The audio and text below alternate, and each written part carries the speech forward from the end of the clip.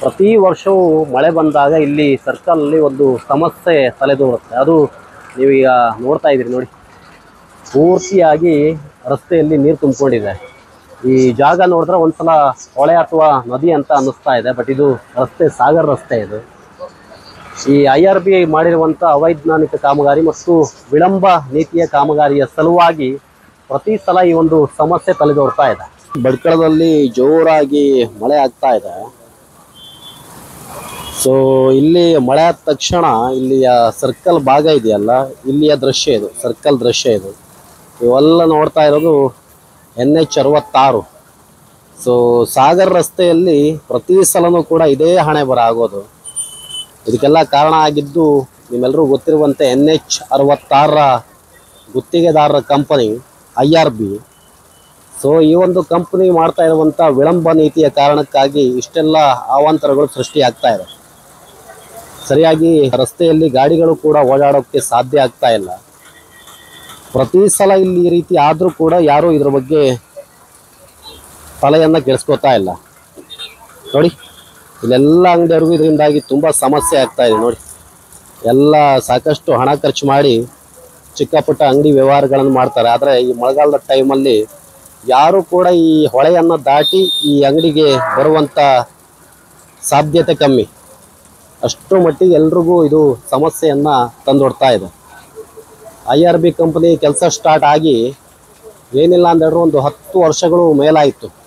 ಆದರೂ ಕೂಡ ಇವರು ಎಲ್ಲೂ ಕರೆಕ್ಟಾಗಿ ಒಂದು ಕಾಮಗಾರಿಯನ್ನು ಮಾಡ್ತಾ ಇಲ್ಲ. ಜೊತೆಗೆ ಟೋಲ್ ವಸೂಲಾತಿ ಮಾತ್ರ ಕರೆಕ್ಟಾಗಿ ಮಾಡುತ್ತೆ. ಎಲ್ಲೆಲ್ಲಿ ಟೋಲ್ ಗೇಟನ್ನು ಹಾಕೋಬೇಕು ಅಲ್ಲೆಲ್ಲ ಒಂದಷ್ಟು ಕಾಮಗಾರಿ ಮುಗಿದ ತಕ್ಷಣ ಟೋಲ್ ಗೇಟನ್ನು ಹಾಕ್ಕೊಂಡು ಅಲ್ಲಿ ವಸೂಲಿಯನ್ನು ಮಾಡ್ತಾ ಇದೆ. ಕೆಲದಕ್ಕೂ ಮುಕ್ತಿ ಯಾವಾಗ ಅನ್ನುವಂಥ ಪ್ರಶ್ನೆ ನಮ್ಮನ್ನು ಈಗಲೂ ಕೂಡ ಕಾಡ್ತಾ ಇದೆ.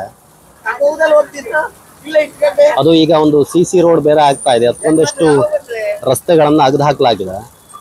ನೋಡಿ, ನೀವು ಎಷ್ಟು ಮಟ್ಟಿಗೆ ಇಲ್ಲಿ ನೀರು ತುಂಬಿಕೊಂಡಿದೆ ಅಂತ ನಿಮ್ಗೆ ಗೊತ್ತಾಗ್ತಾ ಇದೆ. ಇಲ್ಲಿ ಅಲ್ಲೊಂದು ಕಾರ್ ಇದೆ ನೋಡಿ, ಕಾರ್ ಆಲ್ಮೋಸ್ಟ್ ಚಕ್ರ ಮುಳುಗೋಗಿದೆ. ಈ ಪರ್ಯಾಯ ನೀರು ತುಂಬ್ಕೋತಾ ಇದೆ.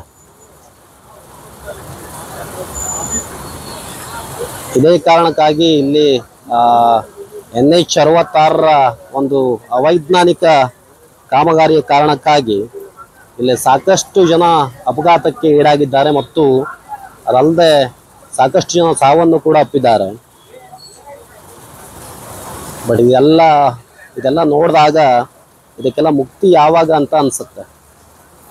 NH 66 ಗುತ್ತಿಗೆದಾರ ಕಂಪನಿ IRB ಹೇಳೋ ಪ್ರಕಾರ 90% ಕಾಮಗಾರಿ ಮುಗಿಸಿದೆ ಅಂತ. ಬಟ್ ನಾವು ಭಟ್ಕಳದಲ್ಲೇ ನೋಡಿದಾಗ ಸಾಕಷ್ಟು ಕಾಮಗಾರಿ ಬಾಕಿ ಇದೆ. ಮತ್ತು ವೈಜ್ಞಾನಿಕವಾಗಿ ಎಲ್ಲೆಲ್ಲ ಗಟಾರಗಳನ್ನು ಮಾಡಬೇಕಿತ್ತು ಅಥವಾ ಎಲ್ಲೆಲ್ಲ ಮೇಲ್ಸೇತುವೆಗಳು ಮಾಡಬೇಕಿತ್ತು, ಎಲ್ಲಿ ಅಂಡರ್ ಪಾಸ್ ಮಾಡಬೇಕಿತ್ತು, ಸರಿಯಾದ ರೀತಿಯಲ್ಲಿ ಯಾವುದೂ ಕೆಲಸಗಳು ಆಗಲಿಲ್ಲ. ಇತ್ತೀಚೆಗೆ ಬೈಪಾಸಲ್ಲೂ ಕೂಡ ಸಮಸ್ಯೆಯಾಗಿ ಅಂಡರ್ ಪಾಸ್ ಬೇಕೇ ಬೇಕಂತ ಅಲ್ಲಿಯ ಸ್ಥಳೀಯರು ಪಟ್ಟಿಡಿದ್ರು. ಆನಂತರ ಈಗ ಅಂಡರ್ ಪಾಸ್ ಸ್ಯಾಂಕ್ಷನ್ ಆಗಿದೆ ಅಂತ ಹೇಳಲಾಗ್ತಾ ಇದೆ, ಬಟ್ ಕಾಮಗಾರಿ ಮಾತ್ರ ಇನ್ನೂ ಸ್ಟಾರ್ಟ್ ಆಗಿದೆ. ಪ್ರತಿ ಸಲ ನಾವೆಲ್ಲ ನಿರೀಕ್ಷೆ ಮಾಡೋದು ಮಳೆಗಾಲಕ್ಕಿಂತ ಮುಂಚೆ ಈ ಎಲ್ಲ ಕಾಮಗಾರಿ ಮುಗೀತದೆ ಅಂತ. ಬಟ್ ಪ್ರತಿ ಸಲನೂ ಮಳೆಗಾಲ ಬರುತ್ತೆ, ಮತ್ತೆ ಇದೇ ಅವಾಂತರಗಳು ಸೃಷ್ಟಿಯಾಗುತ್ತೆ, ಮತ್ತೆ ಜನ ಇದರಿಂದ ಸಮಸ್ಯೆಯನ್ನು ಅನುಭವಿಸ್ತಾರೆ. ನೋಡಿ, ಗಾಡಿ ಎಲ್ಲ ಹೋಗ್ತಾ ಇದೆ ನೋಡಿ.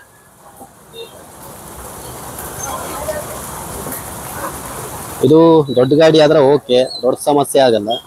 ಚಿಕ್ಕ ಪುಟ್ಟ ಗಾಡಿಗಳು ಈಚೆ ಬಂದಾಗ ಪ್ರತಿಷ್ಠಿತ ಶಾಲಾ ಕಾಲೇಜುಗಳು ಈ ರೋಡಲ್ಲಿದೆ.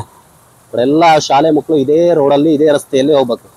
ಪಾಲಕರು ತಮ್ಮ ಜೀವವನ್ನು ಕೈ ಹಿಡ್ಕೊಂಡು ಮಕ್ಕಳನ್ನು ಈ ದಾರಿಯಲ್ಲಿ ಕರ್ಕೊ ಬರ್ಬೇಕಾಗತ್ತೆ ಮಳೆಗಾಲದ ಸಂದರ್ಭದಲ್ಲಿ.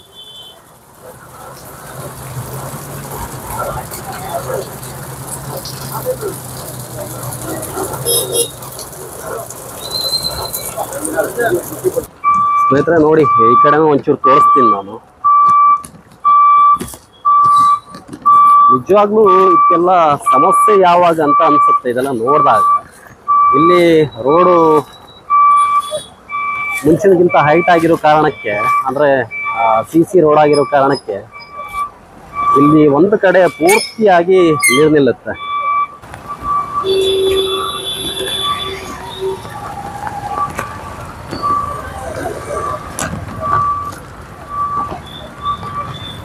ಸ್ನೇಹಿತರೆ, ಈ ಅವಾಂತರಕ್ಕೆ ಬರೀ ಈ ರಸ್ತೆ ಕಾಮಗಾರಿ ಮಾತ್ರ ಕಾರಣ ಅಲ್ಲ.